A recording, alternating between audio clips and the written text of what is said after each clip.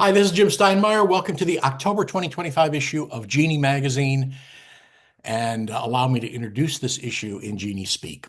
It's great to have you all here. This was a difficult issue to put together. I don't know, it all rolled in at the last minute, but we've got fantastic features in the magazine and great magic for you to enjoy. You're going to be spending a lot of time with this issue, I know.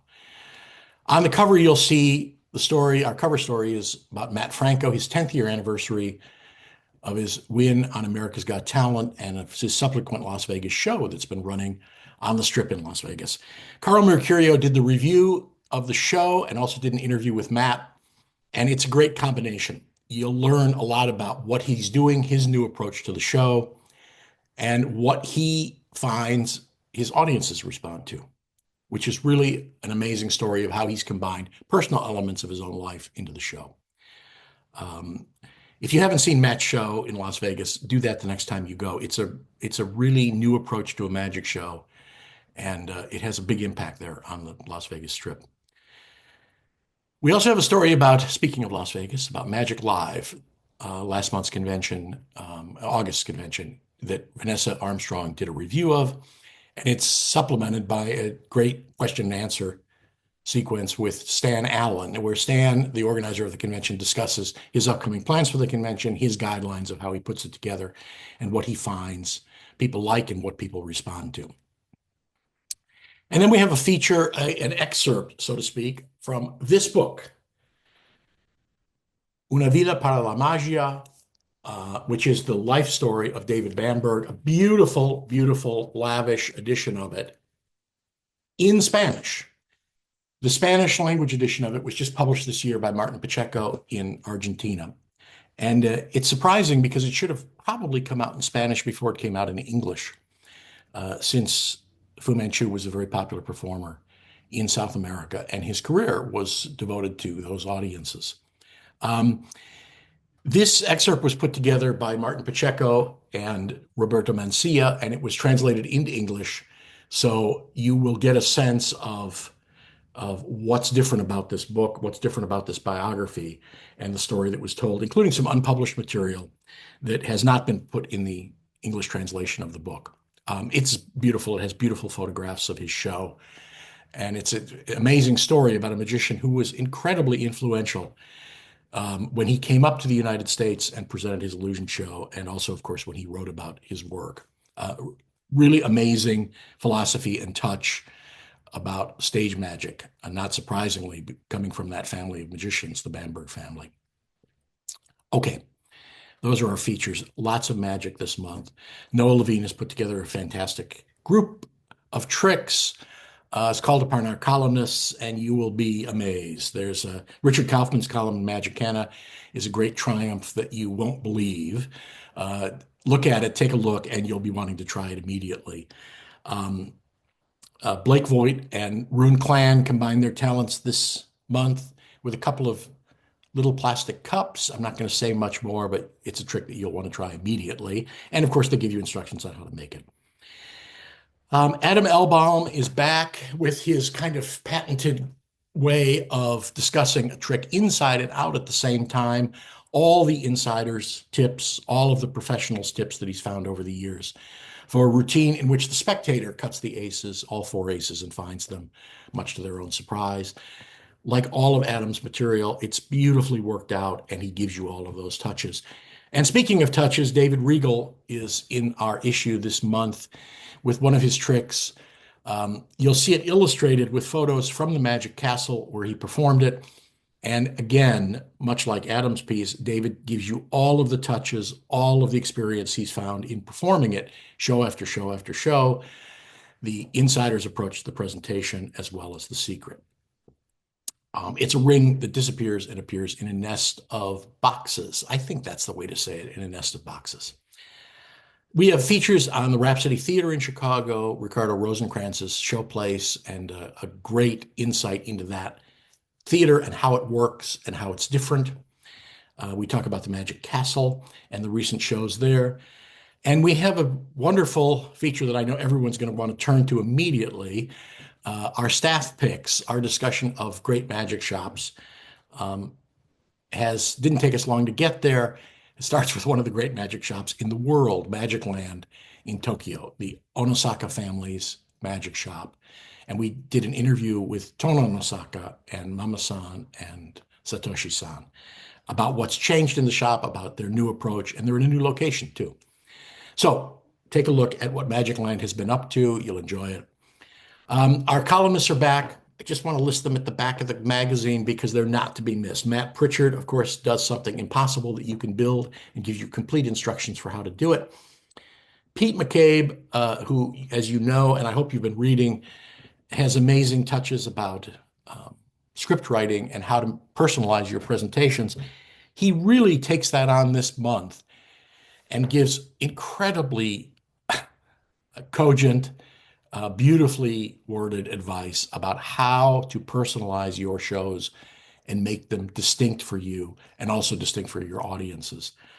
It's a great article. Don't miss it. Sarah Krasson similarly talks about negotiating, something none of us want to do. I think everyone's always terrified of it or anticipating the worst when it comes to negotiating. But she gives us the basics of it. She talks about why you want to do it. And she talks about the guidelines to hold to so that it's not a miserable experience. It's a win-win experience, to put it in that parlance. Harrison Greenbaum is back. He was writing for Genii years ago. He's back with a column and, again, really practical advice about his celebration of his 10,000th show. He can explain to you how he's been counting. But great advice about what he's learned over that time. And I think you'll realize right away that it applies to any performer working today. Fantastic insights into what they should be doing. Okay, in the back of our magazine, Jim Hagee talking about European dealers and his approach and the ones that he knew when he was a young man in magic. Ben Wynn talks about Jackie Merkel. You don't want to miss that story. He was an adolescent mind reader in late vaudeville. I won't say any more. It's a great, great story about how strange magic can be. Kevin James gives us an insight into his trick, the operation, his famous trick that made headlines for him, and now makes a feature in our magazine. And you'll want to take a look at that if you haven't seen it. You've seen it over the years. Of course, it's been on every major show. And Alexandra Duvivier did a great interview with Chloe Olowitz, and where she talks about her approach to magic and why she doesn't talk about herself. Despite the fact that she doesn't talk about herself, you'll get great insights into this amazing performer. Somewhere tucked in the middle of this magazine, Mac King shows up for a page and answers our questionnaire. And of course, you won't be surprised that Mac did it with a great sense of humor and with lots of honest insight and inspiring insight. And so we had a chance to talk to Mac, and you're going to see in this next video an interview with Mac King, who talks about his new book that he did a little excerpt from at Magic Live. Don't worry, it's not out yet. It won't be out for a few years, but Mac talks about his plans for it. And he talks about his approach to his show and what he's learned over the years. So you'll enjoy that. Hey, thanks for being with us again. We'll see you in November. We continue to get great letters. If you notice anything, if you want to point anything out to us, if you especially like anything, let us know. Send us an email, and we always appreciate it, and we'll write back to you. Thank you very much. Great to see you. Hey, I'm here with Mac King, and Mac is in Las Vegas. He's coming to Los Angeles this weekend to perform at the Magic Castle. Tomorrow. A special weekend event at the Magic Castle. Yeah, it's it's so funny. I was doing a lot of stuff for Max Maven when he was dying. Yep. And so I was coming a lot to LA. But I would spend many of those evenings. I would drive over after my shows on Saturday and be there Sunday, and then sometimes on Monday, and I could go to the Magic Castle and see two different iterations, right, on Sunday and Monday, and then come back Tuesday morning. And so I was, sitting in that palace of mystery, going, man, I love this room. I can't afford to take off a week and come do it, but I'm like, Jack, what if I came in on Sunday? I said, I'm off on Sundays and Mondays. What if I came in on either a Sunday and Monday and just did one night? Can we do that? He said, why don't you do both? Yeah. I'm like, okay. And so this is the third time I've done it. And man, it's just so fun. I mean, I end up being whooped, with no days off and doing, Right. I'm used to doing either one or two shows a day, not three or four. Right. And so, So are those audiences really different? That's what everybody tells us. oh yeah, I think they're really different. I mean, it's a, for low, I think you forget, right? That people, they worked to get invited and Yeah. figured out how to get in there and dressed up and got babysit. Right. I think it's a completely different thing.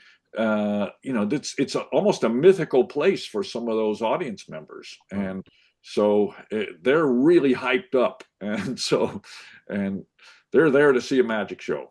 Yeah, no, that's great. That's great. And it's great that you're doing it. So that's good. This is going to come out a little too late for people to do that, but Yeah, they'll catch the yeah. next I'll one. do it next year. You'll do it again. You were just at Magic Live, and I think you surprised a bunch of people who were watching by talking about your book that you're in the middle of putting together. You did a little dramatic reading from it. I did do it. It was very dramatic. Yeah. There was blood and all sorts of yeah.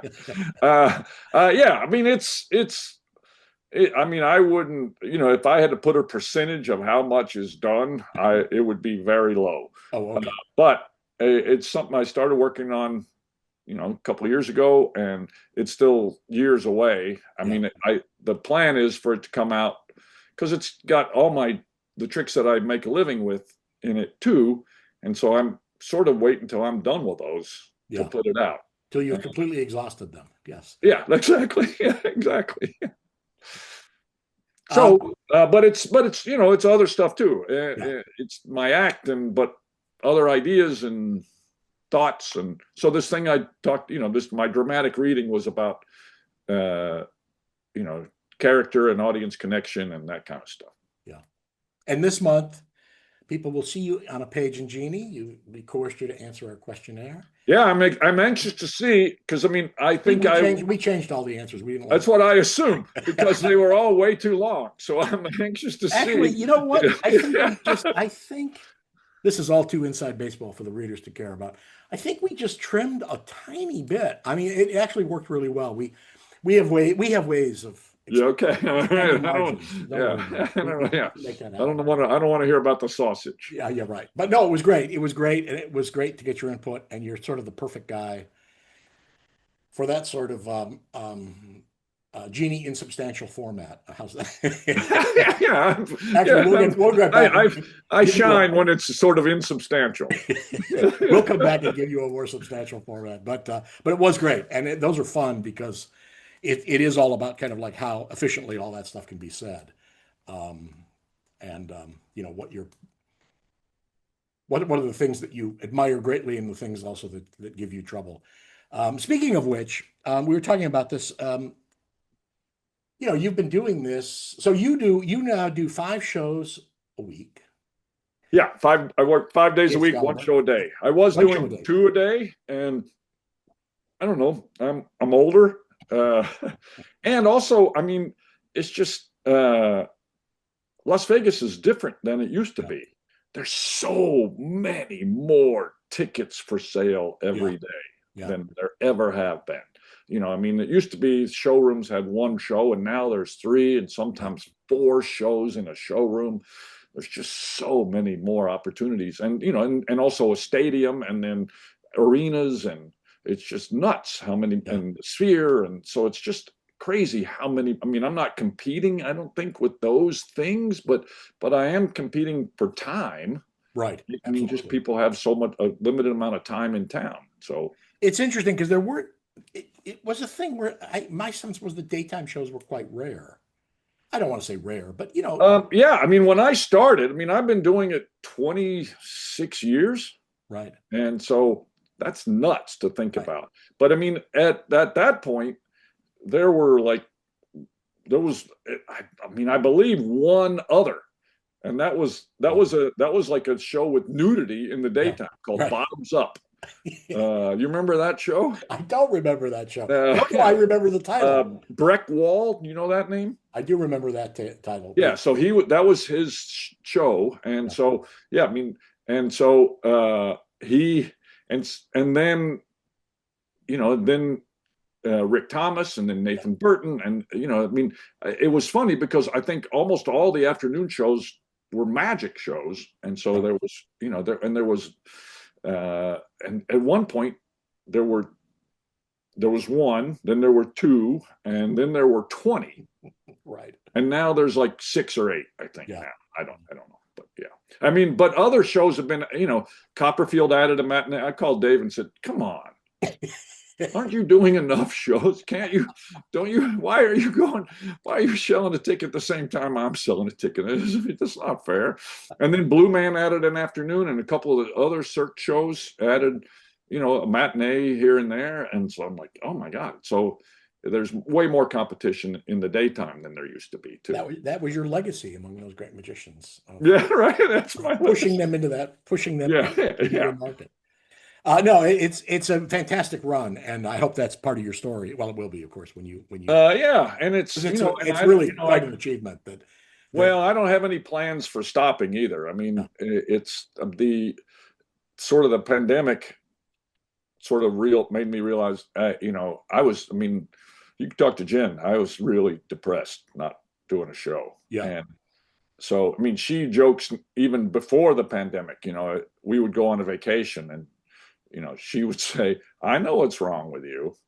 No one laughed and applauded for you in 3 whole days.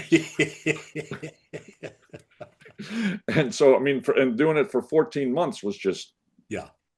I mean, I'm sure you've talked to hundreds of performers. Well, I mean, and also like what it did to meetings and Zoom meetings and all that stuff. It was just crazy. Yeah. It was just completely crazy.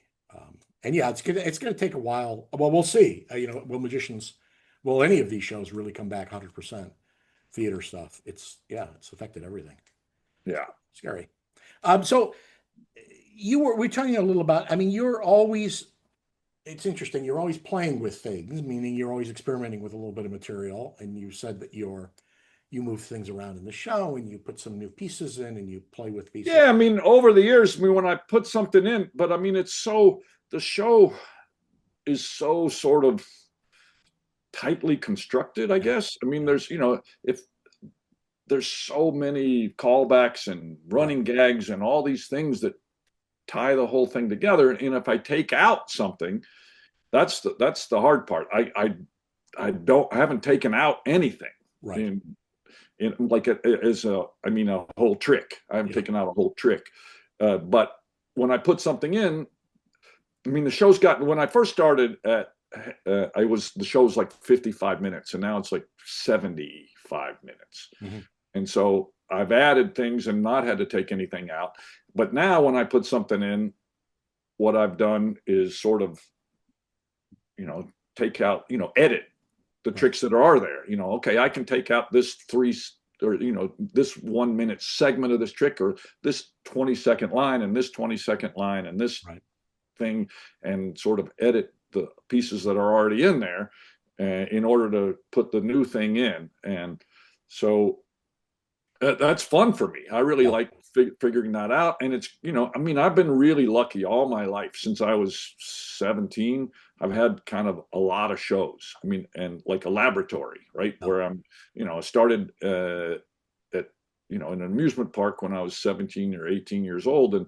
And I, 3 shows a day, 7 days a week. And so, and then access to that theater in the night when I wasn't doing shows. And so practice and, editing and, working on stuff. So I've always had what I can feel like is a kind of a laboratory, right? It's not, I don't do a lot of writing and planning, but I am able to get up in front of people over and over again. And if I have an idea, I can do it in an hour.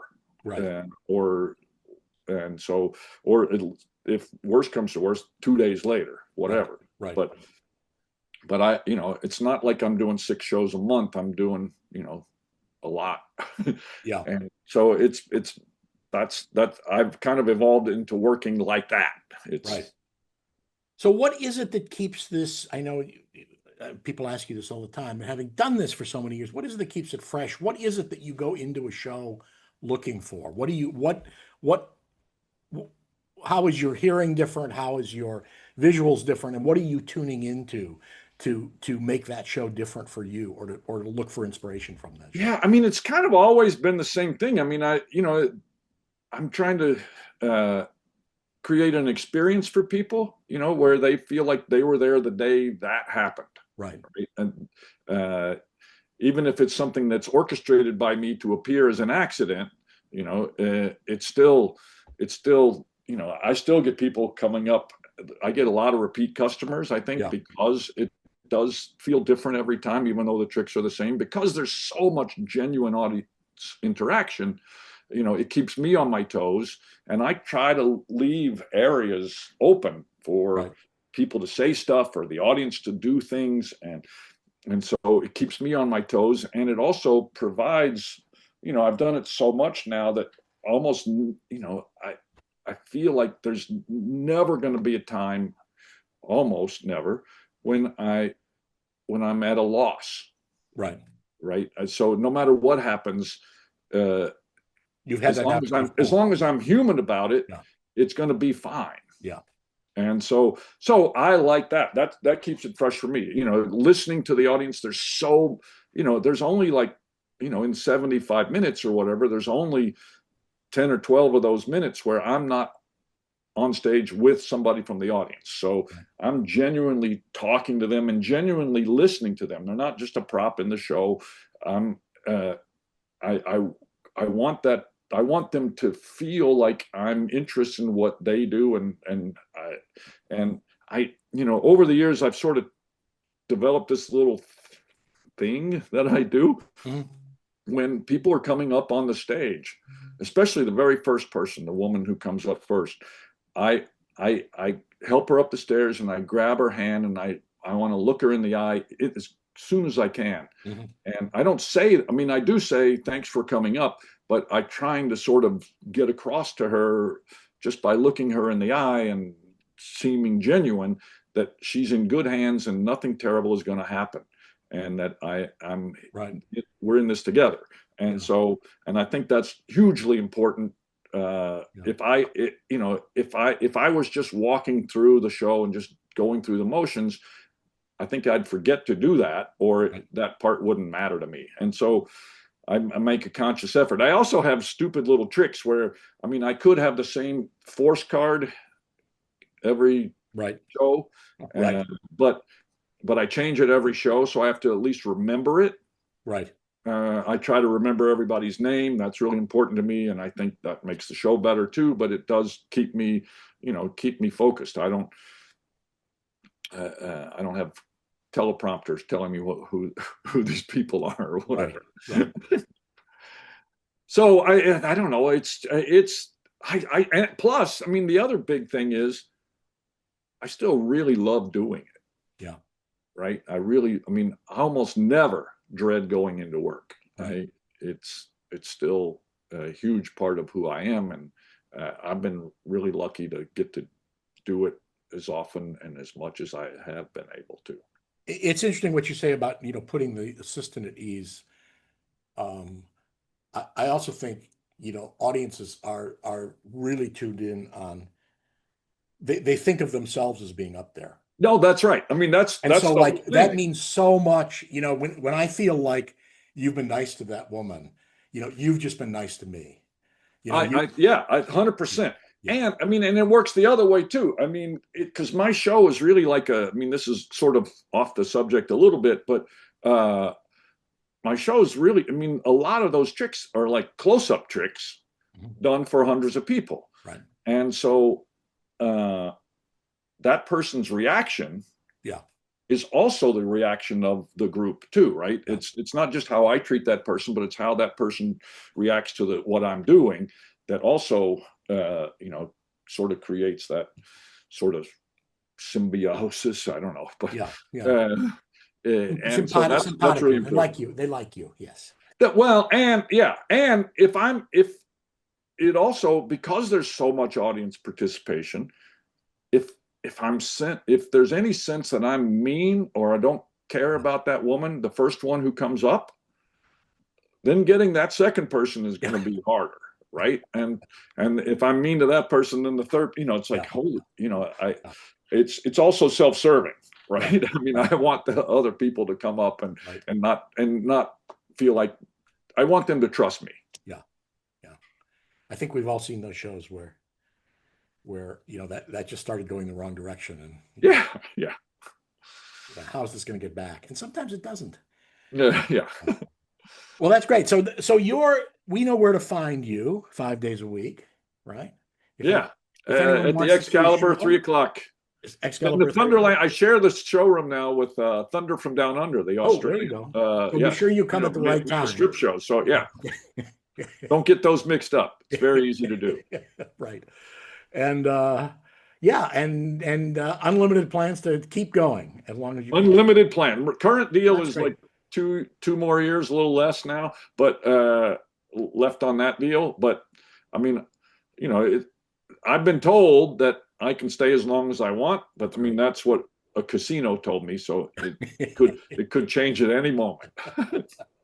No, I know it's a kind of, it's been a great destination for all of us in Magic. We might come up to Vegas for a convention, or we might come up to Vegas to see something specific. And then there's always that kind of great feeling that, on one of the days you're there, you go and see Mac, and, it's just like a dose. It's just for magicians. I don't mean to make this an inside thing, because obviously you're doing a really commercial show, to your credit. But, I just think magicians feel, this is kind of where it's at. This is watching someone really put all the pieces together and understand what they're doing. And it's a great inspiration for a lot of magicians, not just the ones that want to steal all your tricks, but want to be slightly inspired by them. Yeah. Does it change when you get more and more groupies? Do you feel differences in the audience?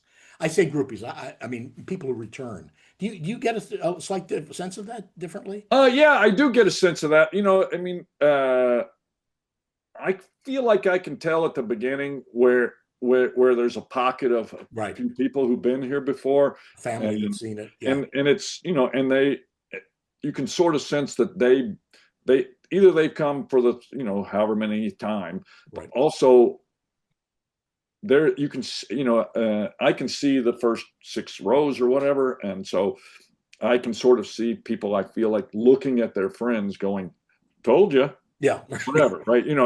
They brought somebody that hasn't been here before, and they're observing them as much as they're watching the show, right? They're watching them watch the show, and that's pretty gratifying. Yeah. No, that's fantastic. Well, congratulations. We are looking forward to the book, despite you being vague about it. Well, thanks. We'll do our best. Let's do this again when it comes out. And we'll do our best. Right. Just keep, or big push. Just keep hounding you about it. All right, great. And have fun at the castle, and we'll see you next time here. Thanks. Okay, Jim. Thanks. Hey, thanks. Great to see you. Okay.